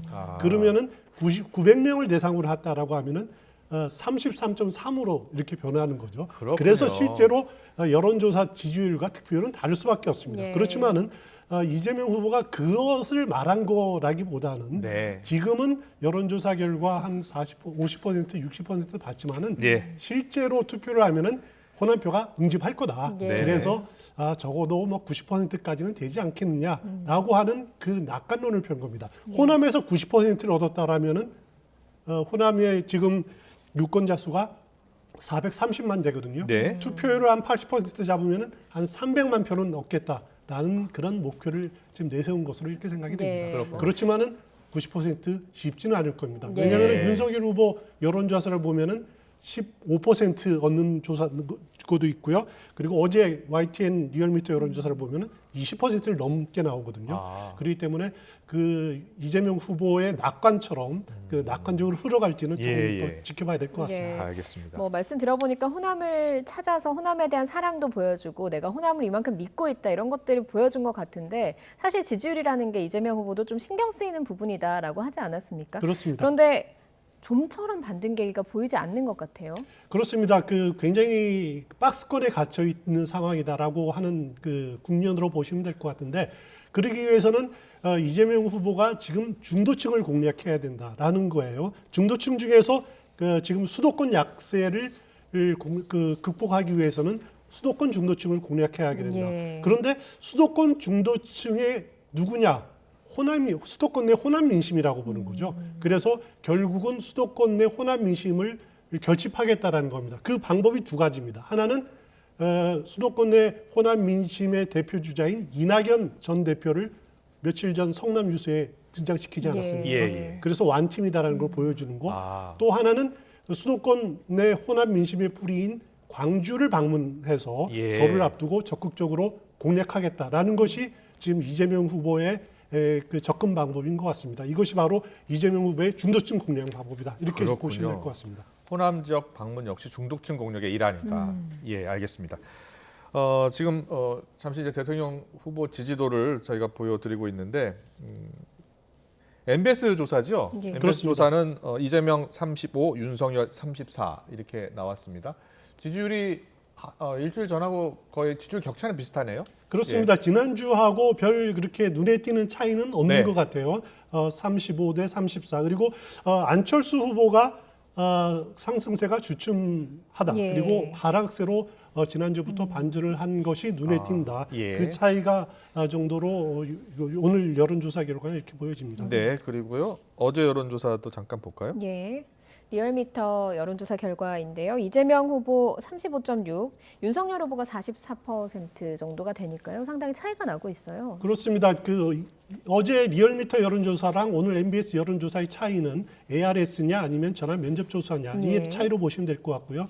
ARS 조사에서는 윤석열 후보가 오차 범위를 벗어났다라고 하는 결과가 속속 나오고 있습니다. 반면에 전화 면접원이 조사한 조사는 아직까지 두 후보가 박빙으로 나타나는 조사가 많은 것 같습니다. 알겠습니다. 자, 이재명 후보 지금 적극적으로 나서고 있고 오늘도 또 광주에 가서 사과를 했습니다. 그런데 오늘 우상호 의원이 총괄선대본부장에 합류를 했어요. 그렇습니다. 그래서 이를 놓고서 586 용태론이 나오고 있는데 586 세대가 총괄선대본부장 하는 게 득표에 도움이 되겠느냐 이런 의견도 있더라고요. 그런 비판도 있을 수 있겠지만은 저는 그거보다도 우상호 의원을 그렇게 묵혀두기에는 좀 아까운 인재다. 이런 판단을 내린 것 같습니다. 네. 우상호 의원이 2012년 선거 당시에는 문재인 캠프에서 공보단장을 했고요. 지난 대선에서는 물론 이제 원내대표 역할을 하면서 공동 선대위원장 역할도 했는데 우상호 의원이 잘하는 것이 뭐냐면은 전략입니다. 그리고 정세 분석을 아주 뛰어나게 잘합니다. 그런 부분들을 좀 활용해 보겠다라는 뜻이 아닌가. 그러니까 송영길 대표는 현장을 방문하다 보니까 선대본부라든가 선대위원회 내부에서 무게를 잡아주고 또 아주 이기고 있을 때 분위기를 다운시키고 또 지고 있을 때는 위축되지 않도록 무게중심을 잡아주는 인물이 없다. 그런 반성을 한 것 같아요. 그 역할을 우상호 의원이 가장 적임이다라고 판단을 내린 거 아닌가라는 생각이 듭니다. 뭐 민주당 내에서는 586 용태론에 대해서 그 쓴소리하기로 유명한 이상민 의원이 오늘 이런 얘기를 했더라고요. 배 아픈데 발등에 소독약 바르는 격이다. 본질적인 문제 해결 방법이 아니다. 이런 이야기를 했더라고요. 좀 어떻게 보셨습니까? 이상민 의원이 앞서 말씀하신 대로 미스터 쓴소리입니다. 예. 아주 옳은 말을 속 시원하게 잘 하지만은 또 이제 지지자들이 보기에는 그렇게까지 이렇게 노골적으로 표현할 수가 있냐라고 하는 아쉬움도 있겠지만 이상민 의원이 그 제기한 문제는 뭐냐면은 지금 민주당의 위기는 민주당의 폐쇄성에서 찾아야 된다. 폐쇄적인 진영 논리에서 찾아야 되지 586 세대가 뭐 기득권이 있다라든가 그렇기 때문에 내려놓아야 된다라고 하는 송영길 대표의 접근 방식으로는 문제 본질을 못 본다라는 거죠. 그래서 우리의 폐쇄적인 문화, 폐쇄적인 진보 정치의 그 진영 논리 이런 것을 탈피하겠다라고 하는 몸부림이 있어야 된다라고 하는 건데 저도 개인적으로 이상민 위원의 이런 분석에 동의를 합니다. 그렇군요. 예, 그리고 오늘 조국 전 장관의 부인 정경심 전 교수 법원이 징역 4년을 확정지었는데요. 이제 대법원 판결까지 나온 거니까 이제 확정이 된 겁니다. 그렇습니다. 민주당이 앞으로 조국 사태에 대해서 어떤 입장을 취해야 이 중도층의 표심을 잡을 수 있을까요? 굉장히 어려운 문제일 겁니다. 네. 이재명 후보 그리고 송영길 대표가 조국의 강을 건넜다, 사과도 했지 않느냐라고 하지만은 국민들이 받아들이기에 과연 조국의 강을 충분히 건너느냐. 그 율리우스 시저가 루비콘 강을 건너서 로마로 진경하듯이 확실하게 그렇게 가느냐 의구심을 품고 있는 그 시각들은 아직 분명히 있고요. 저는 무엇보다도 제일 중요한 사람이 조국 전 장관이 아닌가 싶습니다. 법학을 전문가고 법무장관을 지낸 분 아닙니까? 그러면은 대법원의 판결이 내려졌으니까 존중한다를 떠나서 또 이것으로 인해서 상처받은 국민들에게 사과한다든가 라고 하는 분명한 입장 표현이 있어야지 된다. 그것이 바로 이재명 후보를 도와주는 길이 아닌가라는 그 생각이 됩니다. 알겠습니다. 그리고 윤석열 후보 오늘 좀 행보도 살펴보겠습니다. 오늘 국정 운영 계획 공약을 발표했는데 어떤 내용이 나왔는지 들어보고 오겠습니다.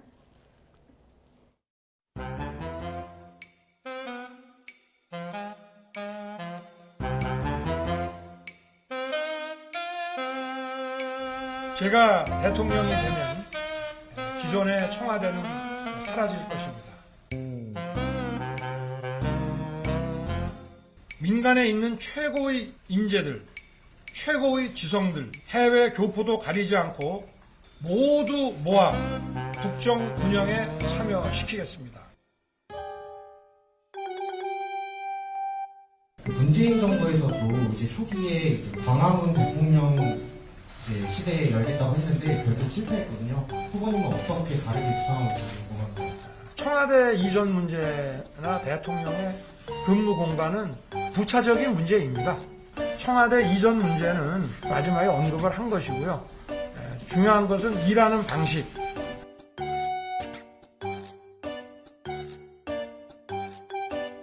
미국 백악관을 보십시오.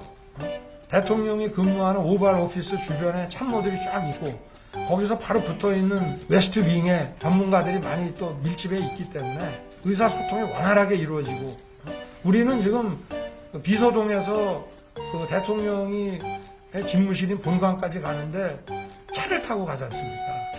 그렇게 해가지고는 원활한 의사소통이 되게 어렵다고 보고 있습니다.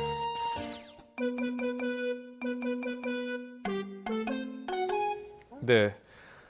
뭐 윤석열 후보가 공약으로 발표했습니다만 문재인 대통령도 광화문 집무실 이야기 했었잖아요. 그렇습니다. 지난 대선 때 문재인 대통령이 당시 후보 때 이 공약을 했었죠. 저도 그때 대선 후보 토론회 때 뭐 한 토론회에서 패널로 참석을 해서 이 문제를 집중적으로 물어본 적이 있습니다. 하지만은 그때 안 되리라고 생각을 하면서도 기대를 했던 것이 문재인 당시 후보가 민정수석도 했고 비서실장도 했기 때문에 청와대를 너무나 잘 알기 때문에 우리가 모르는 빚책이 있지 않을까라는 기대를 했었는데 결국 안 됐었죠. 그런데 요번 선거에서도 안철수 후보도 비슷한 공약을 했고 윤석열 후보도 비슷한 공약을 했는데 광화문 시대 이것을 한번 후보들이 후보 여야를 떠나가지고 진지하게 한번 그 머리를 맞대고 결과를 도출해냈으면 하는 바람입니다. 하지만은 윤석열 후보가 그 오늘 낸 것처럼 이렇게 무작정 청와대를 다 내놓는다? 이것은 문제가 있을 겁니다. 왜냐하면은 대체 불가능한 그런 시설들이 있거든요. 네. 첫 번째는 청와대의 지하 벙커. 여기에는 이제 어떻게 보면 국가 안보를 시스템을 총괄하는 그 시스템. NSC 회의가 거기서 열리죠. NSC가 열립니다. 여기에는 한반도 주변 비행기 뜨는 거 내리는 거, 원전이 가동되는 거, 한강 오염, 각종 정보들이 여기 다 수렴이 됩니다. 그것을 어떻게 활용을 안 하고 다른 데 있을 수가 없을 겁니다. 실제로 가능하겠느냐. 그렇습니다. 그리고 또 하나는 청와대 내에 있는 헬기장입니다. 헬기장, 대통령 이동할 때 필요한 헬기장, 그거 말고는 주변에 찾을 것이 없거든요. 물론 이제 영빈관 같은 헬기가 경우는 한 대 뜨는 게 아니고 여러 대 뜨니까요. 그렇습니다. 여러 대 뜨고 영빈관 같은 경우는 뭐 다른 대안 시설을 찾으려면 찾을 수가 있을 겁니다. 또 하나 문제가 청와대 관저를 옮기겠다. 그래서 뭐 삼청동 총리 공간으로 검토하겠다라고 하는 건데 이것도 상당히 위험합니다. 왜냐하면 삼청동 윗길로 쭉 북촌으로 올라가다 보면은 어느 한 지점에 보면은 총리 공간이 보이고 또 청와대 비서실장 공간이 보이고 그리고 헌법재판소장 공간이 보이는 지점이 있습니다. 그런 곳에 대한 경호를 어떻게 할 것이냐. 너무 위험한 발상일 수도 있다라고 하는 거죠. 그런 부분에 대한 면밀한 검토가 있는 것을 전제로 해서 청와대를 정부 서울청사로 이전한다. 이 부분은 한번 그럼에도 불구하고 검토해 볼 필요가 있다는 생각이 듭니다. 예, 알겠습니다. 뭐 위험한 부분은 좀 보완을 해서 되면 좋겠다라는 또 이야기들도 있으니까요. 어떻게 하는지 좀 지켜보도록 하고요. 또 어제 법원이 양자 TV 토론 금지 가처분 신청을 인용하지 않았습니까? 그렇습니다. 그런데 이 TV 토론 놓고 참 말이 많습니다. 지금 윤석열 후보가 방송사만 아니라면 초청된 게 아니라면 양자 토론도 가능하다 이런 이야기를 하고 있잖아요. 지금 상황으로는 사실 사자 토론이 진행이 될 수 있을까? 사실 무산된 것 아니냐라고 하는 의구심도 상당히. 양자 토론은 민주당이 거부했기 때문에 안 되는 거잖아요. 그렇습니다. 양자 토론은 한다라면은 TV 방송사가 중계를 하든 안 하든 하여튼 국민의힘은 양자 토론을 진행을 하자라는 거고요. 그리고 이제 법원 판결에 의해서 방송사들이 사자 토론을 제시를 했는데 여기에 대해서는 윤석열 후보 측에서 좀 적극적이지 않는 상황입니다. 그래서 그러다 보니까 자칫 TV 토론 자체가 선거운동 전에 아예 무산되는 것 아니냐. 이럴 가능성도 충분히 있어 보입니다. 선관위 주관으로 세 차례는 의무적으로 해야 되죠. 그거는 하게 될 겁니다. 그거는 2월 선거 후보 등록 이후에 2월 중하순부터 3월 초까지 세 차례 진행이 될 겁니다. 그런데 윤 후보가 이렇게 양자 토론 고집하는 이유가 있겠습니까? 지금 당장 생각할 수 있는 것이 사자 토론을 하게 되면은 안철수 후보하고 같이 토론하게 되는 거죠. 그러면 그 윤석열 후보로서는 어떻게 보면 안철수 후보를 자연적으로 이렇게 지지율이 꺼지기를 바라는 건데 괜히 키워질 필요가 있겠느냐라고 하는 판단을 내릴 수도 있을 것 같습니다. 하지만은 대선 후보들이 어떤 비전을 갖고 있는지 어떤 정책을 갖고 있는지 국민들이 비교 분석할 수 있는 중요한 장이거든요. 이런 부분들을 이렇게 서로의 이해관계에 따라서 또 받아들이고 피하고 하는 것은 저는 바람직하지 못한 자세가 아닌가라는 개인적인 생각입니다. 알겠습니다. 안철수 후보 지지율 이야기 잠깐 해볼게요. 안철수 후보 지지율이 조금씩 떨어지는 조사들이 나오고 그렇습니다. 있어요. 일부 여론조사에 의하면 10% 밑으로 내려가는 그런 여론조사도 있는 거고요. 그거는 저는 이렇게 봅니다. 일단 그동안에 안철수 후보 지지율이 높이 올라간 것은 물론 이제 윤석열 후보에 대한 지지층들이 일부 이탈을 해서 간 것이다. 이런 측면들이 하나 있지만은 지금 대선일이 가까워질수록 무당층, 이른바 그 지지 후보 없습니다, 모릅니다, 무응답 층이 굉장히 줄어들고 있습니다. 그 ARS 조사를 보면은 그 층이 한 5% 정도로 줄었고요. 그리고 전화 면접 조사를 보면은 갤럽이 지난주에 보면은 한 12%, 그리고 오늘 MBS 조사는 한 18% 정도로 태도 유보층이 나옵니다. 그것이 얼마 전까지만 해도 20%, 25%였거든요. 점점 줄어들고 있다는 것은 이미 무당층이 후보를 다 정했다. 아니면 나머지는 무당층은 또 투표를 안 할 사람. 그렇기 때문에 안철수 후보로서는 이 무당층이 중요한 에너지원인데 에너지원이 고갈돼 가고 있다는 거죠. 그렇기 때문에 안철수 후보가 지지율을 상승을 이끌기에는 이 무당층이 점점 더 많아지고 더 그 에너지를 빨아야 되는데 고갈돼 가다 보니까 안철수 후보의 지지율이 떨어지는 양상이 보이고 있는 겁니다. 예. 네. 그래서 안철수 후보가 TV 토론으로 좀 그런 지지율을 견인을 해보겠다 뭐 이런 전략을 갖고 있는 것 같은데 사실 안철수 후보 이전에 보면 뭐 MB, 아바타, 갑철수 이런 부정적인 이미지만 남기는 토론회를 했잖아요. 덕봉 케이스는 아닌데요.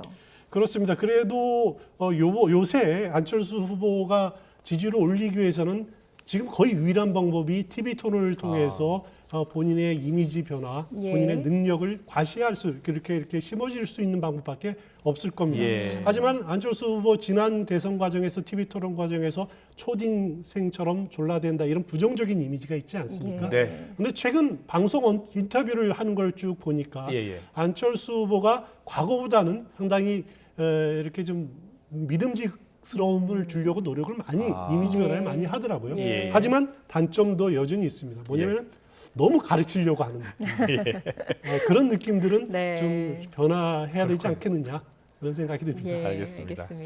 오늘 정치권 이슈 분석 여기까지 듣겠습니다. 추은호 해설위원과 함께했습니다. 잘 들었습니다. 고맙습니다.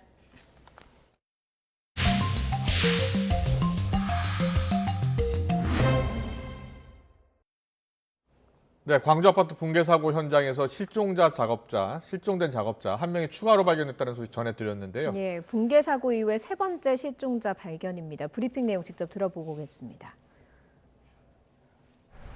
네, 소방청에서 말씀드리겠습니다. 금일 오전 11시 정례 브리핑 및 13시 긴급 브리핑과 관련하여 탐색 구조 진행 상황을 말씀드리겠습니다. 금일 11시 50분경 발견된 분은 28층 2호 라인에서 내시경 카메라로 탐색 중 신체 일부가 확인되었습니다.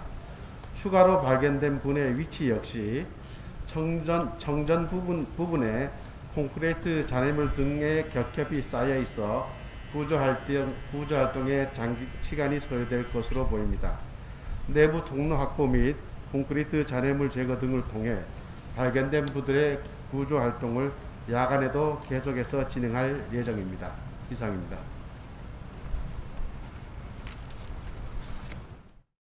네, 사고 발생 16일 만에 실종자 한 명을 찾았습니다. 이제 구조 작업이 진행이 될 예정입니다. 앞으로 3명 더 찾아야 되죠? 예, 그렇습니다. 그런데 잔해물이 겹겹이 쌓여 있어서 구조 활동에 시간이 좀 소요될 것으로 보인다라는 브리핑 내용이 있었고요. 내부 통로를 확보해서 콘크리트를 치우면서 야간 구조를 진행을 할 것이다. 이런 설명도 있었습니다. 네, 수색 구조 작업이 좀 더 진척이 있었으면 좋겠습니다. 예. 다음 소식입니다. 북한이 오늘 아침 단거리 탄도미사일 2발을 쏘아 올렸습니다. 올해 들어 6번째 무력 시위인데 순항미사일로 추정되는 미사일 2발을 발사한 지는 이틀 만입니다. 한현희 기자입니다. 북한이 또 탄도미사일을 쏘아 올렸습니다. 지난 25일 순항미사일로 추정되는 미사일 2발을 쏘아 올린 지 이틀 만에 올해 6번째 무력 시위에 나선 겁니다. 이번엔 5분 간격으로 2발을 발사했는데 발사 장소는 함경남도 함흥으로 파악됐고 지난 14일, 17일과 마찬가지로 동해 무인도 알섬을 표적으로 발사된 것으로 보입니다. 또 비행거리는 약 190km, 고도는 약 20km로 탐지됐습니다. 지난 20일 핵실험과 대륙간 탄도미사일 ICBM 발사 유예 해제 가능성을 시사한 이후 첫 탄도미사일 발사인데 전통적 우방인 중국의 베이징 올림픽을 앞두고도 보란듯 연쇄 무력 시위를 이어가고 있다는 점이 특징적입니다. 외부 일정과 관계없이 자신들의 필요에 따른 미사일 능력 증강은 시간표에 따라 꾸준히 계속하겠다는 의지를 표명한 것으로 보입니다. 1월까지는 어느 정도 수위를 조절하면서도 국방력 강화, 전쟁 억제력 그 운운하면서 대남 대미 압박을 하는 것으로 보이고 이와 관련해 NSC, 즉 국가안전보장회의는 긴급회의를 열고 매우 유감스럽다는 입장을 재차 밝혔습니다. 그러면서 북한을 향해 대화를 통한 문제 해결에 조속히 호응해 나올 것을 촉구하고 한반도에서 추가적인 상황 악화가 있어서는 안 된다고 강조했습니다. YTN 한현입니다. 의식을 잃은 상태로 병원에 실려와 치료를 받던 생후 2개월 아기가 결국 숨졌습니다. A군은 갈비뼈 골절과 뇌출혈 증세 등으로 중환자실에서 치료를 받다 뇌사 상태에 빠졌는데 부모 동의로 연명치료를 중단해 사망한 것으로 알려졌습니다. A군의 부모는 학대 혐의를 여전히 부인하고 있는 가운데 경찰은 부모를 아동학대 혐의로 입건해 수사하고 있습니다. 한 시민단체가 국회의원들의 아파트 재산이 실제 시세의 60% 수준으로 신고됐다는 분석 결과를 내놨습니다. 아파트 재산이 과거 매입가로 신고가 돼서 시세가 올라도 신고가에는 제대로 반영이 안 된다고 지적했습니다. 직접 들어보시겠습니다. 신고액의 시세 반영률은 약 62% 수준으로 나타났습니다. 2021년 3월 국회의원 아파트 재산은 1인 평균 8.7억으로 나타났습니다. 그러나 저희 경실련이 시세를 조사해본 결과로는 2021년 3월 평균 재산이 14.1억이어야 되는 것으로 나타났습니다. 공직자 재산 신고 제도는 재산 실태를 정확히 드러내지 못할 뿐만 아니라 고지 거부 등을 통해서 은닉할 수 있는 여지마저 있습니다. 공직자 재산 신고는 축소하지 말고 시세대로 투명하게 해야 한다는 것입니다. 서울의 주간 아파트값이 20개월 만에 처음으로 떨어졌습니다. 기준금리 인상과 대출 규제 등이 영향을 미친 건데요. 하락 추세는 새 정부가 들어서는 대선 직후까지 이어질 것으로 보입니다. 조태현 기자의 보도입니다. 서울 강동구에 있는 아파트 단지입니다. 강동구의 아파트값은 지난 한 해에만 6% 넘게 올랐지만 최근엔 분위기가 확연히 달라졌습니다. 올해 들어 보합세로 전환하더니 이번 주 1년 7개월 만에 하락한 겁니다. 서울 전체로도 상황은 비슷합니다. 이번 주 서울 아파트값은 한 주 전보다 0.01% 떨어졌습니다. 20개월 만에 하락 전환입니다. 수도권 역시 보합세로 돌아섰습니다. 수도권 아파트값이 오르지 않은 건 지난 2019년 8월 셋째 주 이후 처음입니다. 이달은 기준금리 인상과 강력한 대출 규제로 매수 심리가 위축된 영향으로 풀이됩니다. 다만 집값 폭등의 원인 가운데 하나로 지목됐던 공급 부족 문제는 여전한 만큼 본격적인 내림세에 접어들었는지를 판단하긴 이르다는 평가도 나옵니다. 올 들어 대출 규제가 심해지고 금리까지 오르고 있는 데다가 대선에 따른 정책 불확실성까지 겹쳐 있는데요. 수요자들이 계속해서 관망세를 볼 수밖에 없어서 조정 양상은 좀 더 이어질 것으로 예상이 됩니다. 특히 하반기엔 계약갱신 청구권 만료로 전세 시장이 불안해지면서 다시 주택 시장이 들썩일 가능성도 있습니다. YTN 조태현입니다. 코로나19 백신 접종 거부 파문과 함께 세계 1위 조코비치가 불참한 호주 오픈은 남자 단식 4강이 모두 가려졌습니다. 특히 나달은 이번 대회에서 우승하게 되면 조코비치와 페더러를 따돌리고 메이저 대회 남자 단식 21번째 우승이라는 신기록을 쓰게 됩니다. 김상익 기자입니다. 8강전에서 4시간 혈투 끝에 샤포발로프를 꺾은 세계 랭킹 5위 나달의 준결승 상대는 세계 7위 베레티니. 2019년 US 오픈 4강에서 맞붙어 나달이 3대0 완승을 거둔 경험이 있습니다. 13년 만에 호주 오픈 두 번째 우승에 성공할 경우 나달은 조코비치, 페더러와 공동 1위인 메이저 대회 단식 최다 우승 20승을 넘어 21번째 우승의 신기록을 작성하게 됩니다.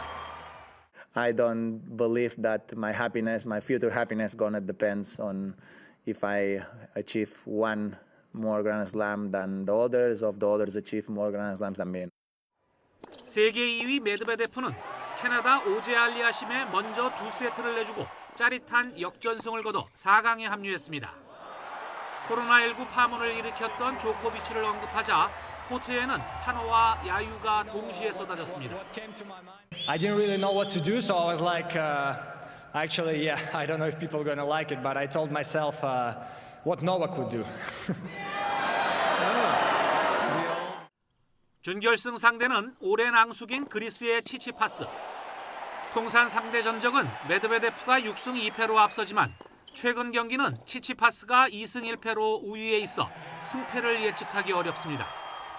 네트를 타고 넘어온 공에 사과하지 않은 사건, 치치파스의 긴 세트 휴식 시간 등으로 감정이 상한 둘은 SNS에서도 사사건건 충돌한 견원지간입니다. 좋지 못한 코트맨으로 미운 털이 박힌 두 악동의 승부에도 팬들의 관심이 집중되고 있습니다. YTN 김상익입니다.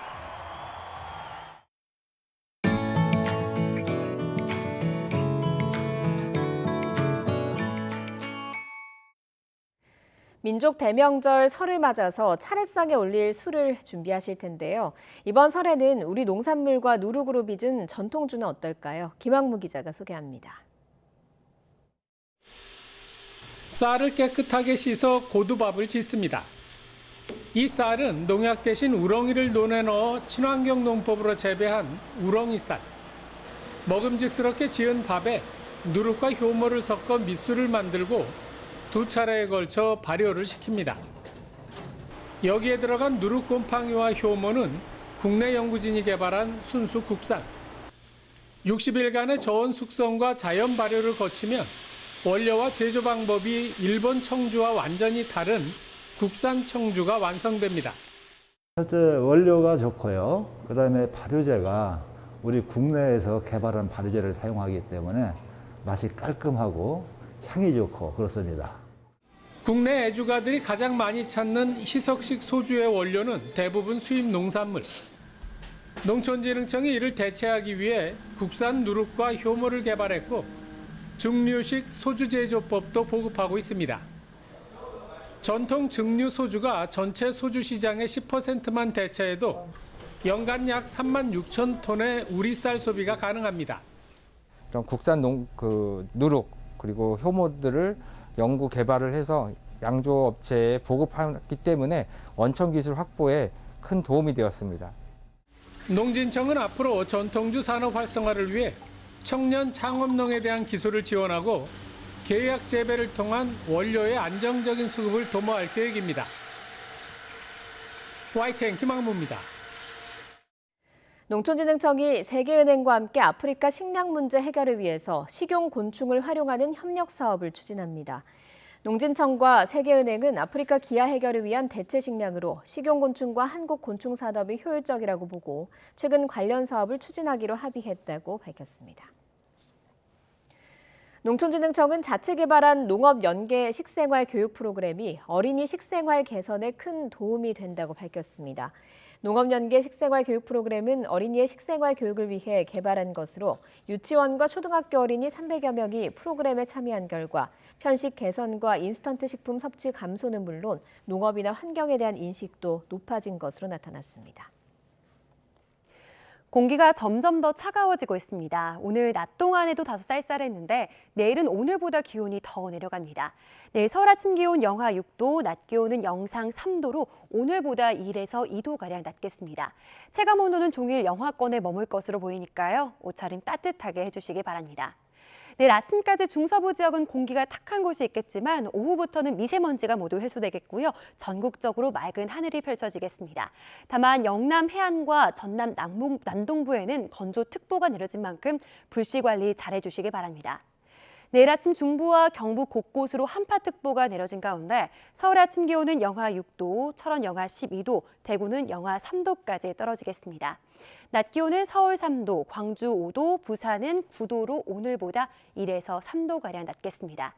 이번 설 연휴 동안에는 예년과 비슷하거나 조금 더 추운 날씨가 이어지겠습니다. 특히 설 당일 중부와 호남 지역에 많은 눈이 예상되고요. 연휴 후반 해상에는 높은 파도로 인해서 귀경길 불편이 우려됩니다. 앞으로 발표되는 기상 정보를 잘 확인해 주시기 바랍니다. 날씨였습니다. 네, 이어서 저녁 종합 뉴스 이브닝 뉴스가 방송됩니다. 시청해주신 여러분 고맙습니다.